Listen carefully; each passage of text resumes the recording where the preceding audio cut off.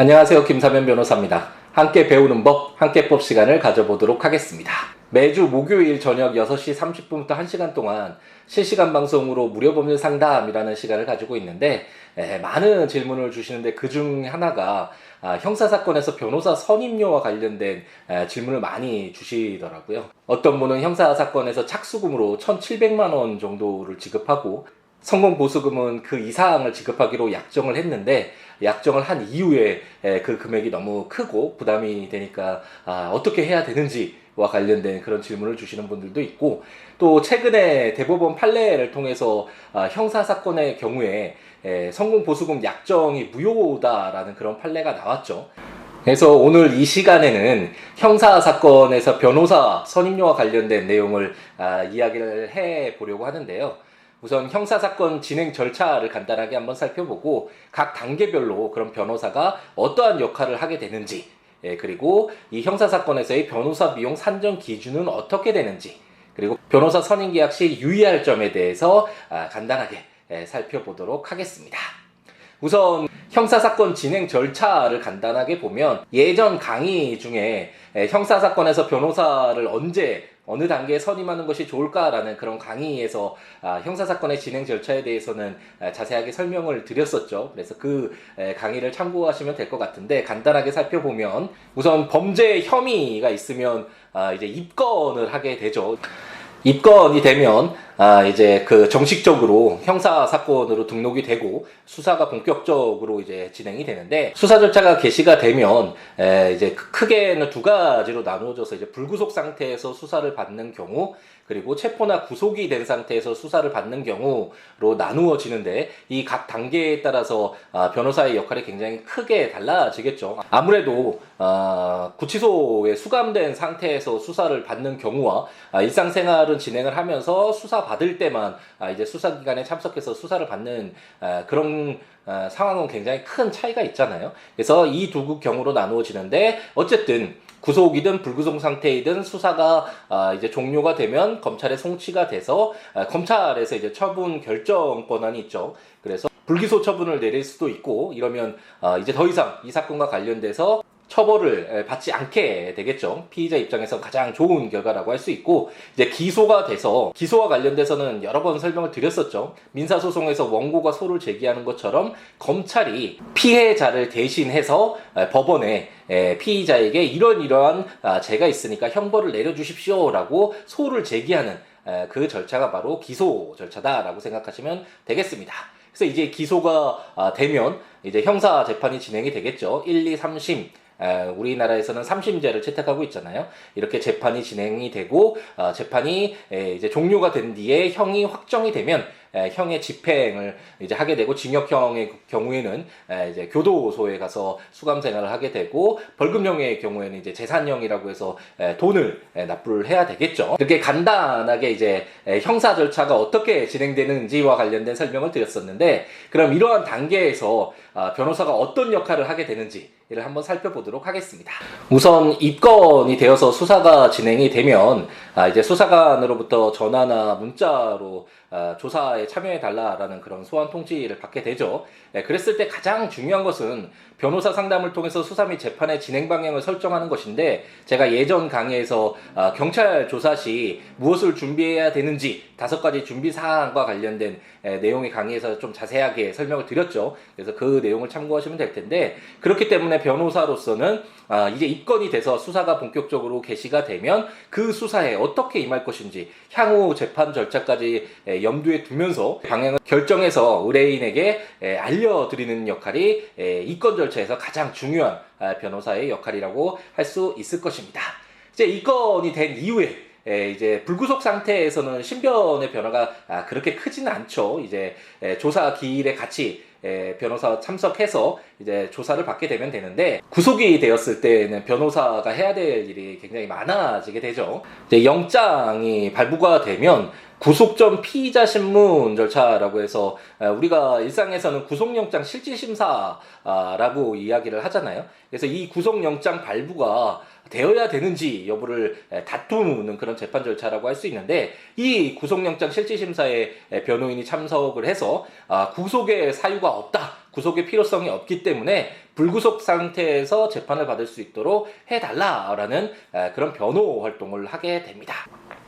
구속영장 실질심사에서도 구속영장이 발부되지 않는 경우가 요즘에 굉장히 많아지고 있거든요. 원칙적으로 불구속 상태에서 재판을 받도록, 다만 구속 사유가 분명할 때에만 이렇게 구속을 하도록 정책적으로도 그런 방향을 취하고 있기 때문에 최근에는 구속영장이 청구가 기각되는 경우도 상당히 많이 있습니다.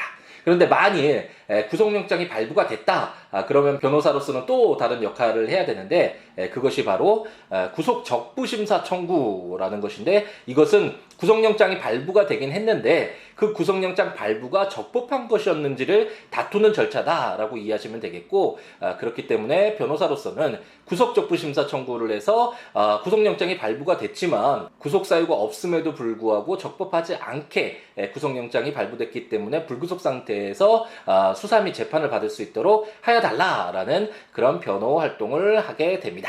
다만 이러한 구속영장 실질심사 참가 그리고 구속 적부심사 청구를 통해서도 구속이 적법한 것으로 인정되고 있다 그랬을 때는 보석 신청이라는 것이 있죠. 이 보석에는 기소 전 보석과 공소 제기 후에 보석이 있거든요. 일반적으로는 재판이 진행 중일 때 공소 제기 후에 보석이 많이 이루어지는데, 이렇게 기소 전에도 보석 청구를 통해서 성실하게 수사 및 재판에 임하겠다라는 약속으로서의 보증금을 납입을 하고 보석 청구를 하게 되는데, 변호사의 또 다른 그런 활동 영역이라고 할 수 있을 것입니다. 이렇게 의뢰인이 구속이 됐을 때 변호사의 해야 될 그 일들이 굉장히 많아지게 되는데, 기소가 됐든 불기소 상태든 이런 역할 외에도 가장 중요한 것은 경찰과 검찰 조사에 함께 참여를 해서 수사에 어떤 도움을 주는 것이 가장 중요한 역할이라고 할 수 있겠죠. 아무래도 의뢰인분들이 경찰이나 검찰에 참석하면 질문에 대해서 답변을 잘 못하시거든요. 그 질문에 대한 이해도 너무 당황하고 무섭기도 하고, 이러니까 답변을 잘 못하시는 경우가 있는데, 그랬을 때 어떤 방향으로 답변을 해야 되는지 방향 설정 부분, 그리고 그 답변이 무언가 좀 잘못된 것 같다 라고 했을 때는 그 부분을 정정하고 다시 진술할 수 있도록 이렇게 좀 서포터를 해드리는 역할, 그리고 조사가 다 끝난 뒤에 본인이 진술한 그 진술 피의자 신문 조서를 한번 읽어보고 향후 재판 과정에서 불리하게 적용될 그런 사안들은 없는지를 체크하는 것까지 이렇게 경찰 조사, 검찰 조사에 참여하는 것이 변호사가 해야 될 가장 중요한 일 중에 하나라고 할 것입니다. 이렇게 경찰 조사, 검찰 조사가 마쳐지고 이제 불기소 처분이 내려지면 의뢰인에게 가장 좋은 것이겠죠. 그러면 이제 이 사건이 이제 종결이 되는 것이고, 만약 기소가 되었다 그러면 변호인의 역할로서 가장 중요한 것이 바로 재판에 참여를 해서, 만약 무죄를 다투는 사건이면 사실관계를 적극적으로 밝혀서 무죄를 이끌어내려는 노력을 하고, 그 죄를 저지른 것은 사실이고 다만 양형에 있어서 선처를 받아야 되는 그런 사안이라면 양형에서 최대한 유리하게 판결을 받을 수 있도록 그 방향을 설정하고 재판에 임하는 것이 변호사로서, 변호인으로서 가장 중요한 역할이다라고 말씀드릴 수 있겠습니다. 다만 신급 대리의 원칙상 1심 사건의 변호인이 2심, 3심 모두 대리권을 가지고 있는 것은 아니어서 각 신급별로 1심, 2심, 3심별로 변호사 선임 계약을 별도로 체결해야 된다라는 것을 참고하시면 되겠습니다. 지금까지 형사 절차가 어떻게 진행되는지, 그리고 각 단계별로 변호사가 하게 되는 역할에 대해서 살펴봤는데요. 그렇다면 형사사건에서 변호사 선임료가 어떻게 산정되는지를 간단하게 말씀드리면, 각 변호사님마다 모두 다르다라고 우선 말씀드릴 수 있을 것 같고, 어떤 변호사님들은 주로 대형 로펌 같은 경우에는 시간으로 계산을 해서 법률 서비스를 제공한 그 시간에 따른 그 보수 책정을 하는 것도 있고, 아니면 전체적으로 착수금은 얼마고 성공보수금은 얼마다라고 이렇게 변호사 선임료를 산정하는 변호사님도 계시죠. 그리고 방금 전에 말씀드린 바와 같이 각 단계별로 변호사가 해야 되는 역할이 있는데, 이때마다 예를 들어서 영장 실질심사에 참가하면 그 비용, 구속 적부심 심사 청구, 그리고 그 기일에 참여해서 하는 활동 비용, 그리고 보석 청구라든지 아니면 재판에 참석하는 횟수에 따라서 이렇게 개별적인 그 역할에 따라서 보수를 산정하는 그런 변호사님들도 계십니다. 이처럼 변호사 보수의 약정 기준이 명확하게 정해져 있는 것은 아니어서요. 각 변호사님마다 다 다르기 때문에 어떤 보수 산정 기준을 가지고 있는지를 명확하게 파악을 한 뒤에 변호사 선임 계약을 체결하시는 것이 좋은데, 참고로 처음 도입부에 말씀드렸던 것처럼 형사 사건에서 성공 보수금 약정을 무효로 보는 대법원 판례가 있거든요. 그 내용을 한번 살펴보면 2015년도에 있었던 전원합의체 판결, 그래서 판례가 바뀌었다라는 거죠. 판례가 바뀌었을 때 전원합의체 판결이 내려지게 되는데, 이 기본적인 내용은 이제 종래에 이루어진 보수 약정의 경우에는 보수 약정이 성공 보수라는 명목으로 되었다는 이유만으로 민법 제103조에 의해 무효라고 단정하기는 어렵지만, 이 판결을 통해서 형사사건에 관한 성공 보수 약정이 선량한 풍속 기타 사회 질서에 위배되는 것으로 평가할 수 있음을 명확히 밝혔음에도 불구하고 향후에도 성공 보수 약정이 체결된다면 이는 민법 제103조에 의하여 무효로 보아야 한다라고 해서 기존에 체결했던 그 약정의 경우에는 그 성공보수금 약정이 무조건 무효라고 할 수 없지만, 이제 이 대법원 판례 이후에 성공보수금 약정을 체결하면 그것은 민법 제103조에 의해서 선량한 풍속 기타 사회 질서에 반하는 그런 계약으로 해석이 돼서 무효로 처리된다라고 판시를 하고 있습니다. 이 사건의 경우에는 1천만 원을 착수금으로 지급을 하고 이제 1억 원의 성공보수금 약정을 체결해서 1억 원을 이제 지급을 했는데, 너무 금액이 가다하다라고 해서 4천만 원을 돌려달라라는 그런 청구였죠. 그래서 2심에서 4천만 원을 반환해야 된다라고 했는데, 그 부분이 성공보수금 약정에 따른 것이기 때문에 반환할 필요가 없다라는 상고가 제기가 됐죠. 그래서 상고심에서 대법원 전원합의체 판결로 이제 성공보수금 약정이 향후에는 이제 무효가 된다. 그리고 이 사건의 경우에도 4천만 원을 돌려줘야 한다는 원심의 판단은 정당하다라는 그런 판단을 내렸습니다. 그럼 왜 대법원에서 이런 판단을 내리게 되었는가? 그 판결 이후에서 중요한 내용을 한번 읽어보면요. 형사사건에서 성공보수 약정의 한쪽 당사자인 의뢰인은 주로 인신 구속이나 형벌이라는 매우 급박하고 중대한 불이익을 눈앞에 두고 있는 시기에 이와 같은 약정을 맺는 경우가 많다.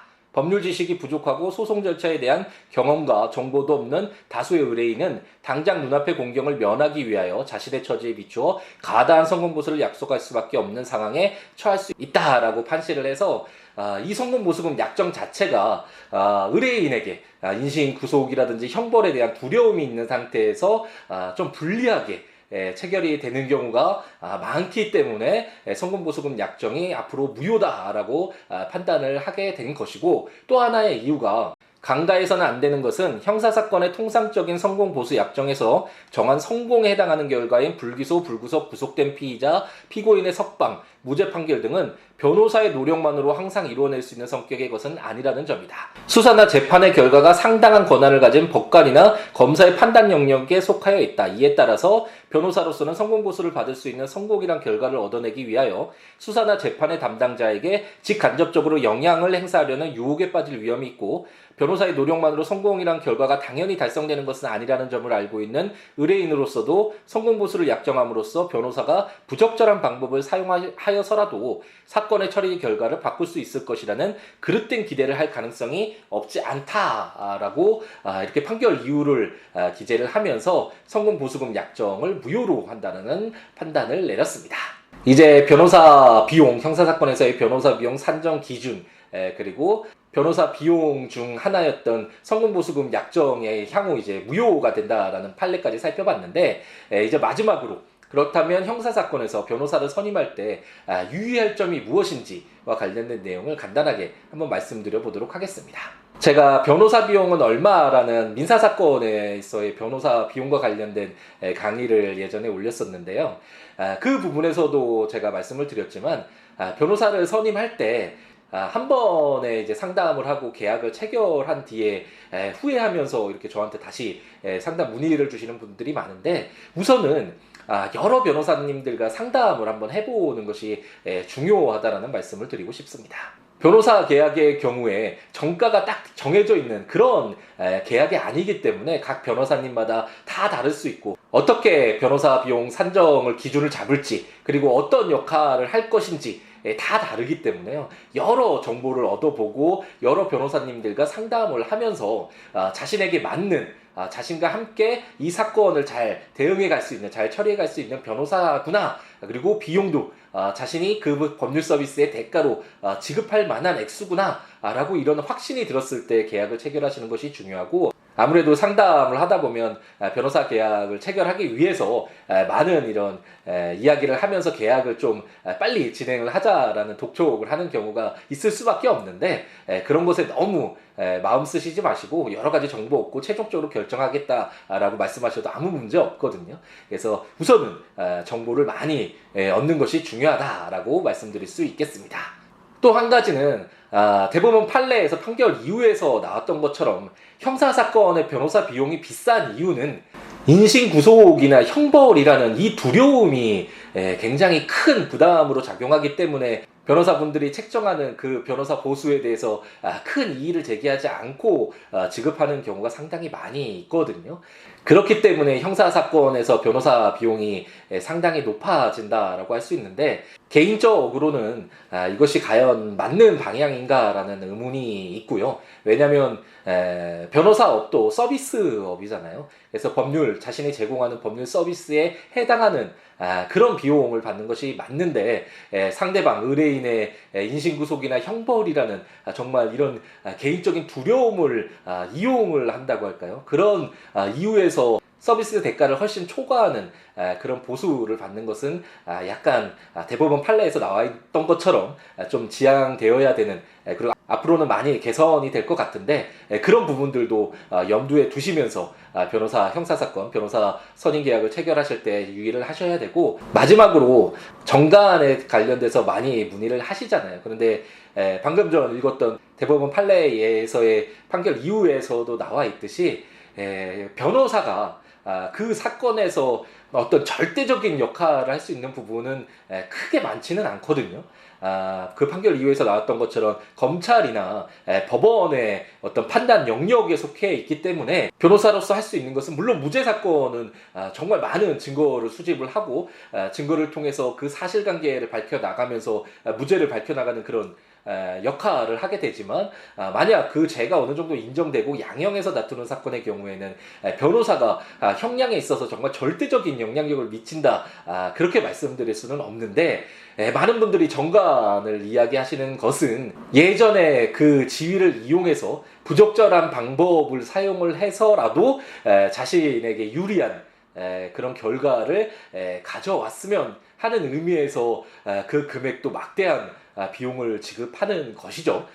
그런데 사회가 많이 바뀌고 있잖아요. 과거에 그와 관련되어 있다라고 해서 어떠한 부적절한 영향력을 행사할 수 없게 되는 사회고, 그런 것들이 밝혀졌을 때는 굉장히 큰 문제가 발생할 수 있기 때문에 사회 자체가 이제 그 부적절한 영향력을 행사하는 그런 정관의 부분에 있어서 법조계에서 반드시 해결해야 될 그런 부분이라는 인식이 확산이 되고 있고, 점차 우리 사회 속에서도 많이 그것이 반영되고 있는 것 같은데, 물론 형벌 그리고 구속이 될 수 있다라는 이런 두려움이 있는 것은 당연하죠. 당연히 인정되고 공감할 수 있는 부분이지만, 하지만 부적절한 방법을 사용했을 때 좀 더 나은 결과가 나올 것이라는, 이제 현실은 그렇지 않음에도 불구하고 그런 그릇된 환상으로서 너무나 막대한 변호사 비용을 형사사건에서 지급하는 것은 조금 지양되어야 될 부분이고, 형사사건에 연루되어 있거나 형사 변호사를 선임하는 선임 계약을 체결해야 될 그럴 위치에 있으신 분들은 이러한 점들을 충분히 감안을 하셔서 정말 냉정하게 판단을 해서 변호사 계약을 체결을 하는 것이 좋지 않을까 한번 제안드려 봅니다. 지금까지 형사사건에서 변호사 선임 비용이 왜 이렇게 비싼지를 설명을 드리기 위해서 형사사건 진행이 어떻게 되는지, 그 각 진행마다 단계별로 변호사가 어떤 역할을 하게 되는지, 형사사건에서 변호사 비용의 산정 기준은 어떻게 되는지, 그리고 성공보수금 약정과 관련된 최근에 대법원 전원합의체 판례까지 한번 읽어드리면서 마지막으로 형사사건에서 변호사를 선임을 할 때 너무나 큰 금액을 지급하기 전에 우선 많은 정보를 얻고 그 형사 사건에서 변호사를 통해서 이 변호사를 통해서 내가 얻을 수 있는 그 법률 서비스의 크기가 어떤 건지를 잘 감안을 해서 그에 상응하는 그런 보수 약정을 체결해 나가셨으면 하는 바람을 가져봅니다. 이 강의가 여러분의 형사사건에서 변호사 선임을 하는 데 있어서 조금이나마 도움이 되었으면 좋겠습니다. 오늘 하루도 행복 가득하게 채우시기 바랍니다. 감사합니다.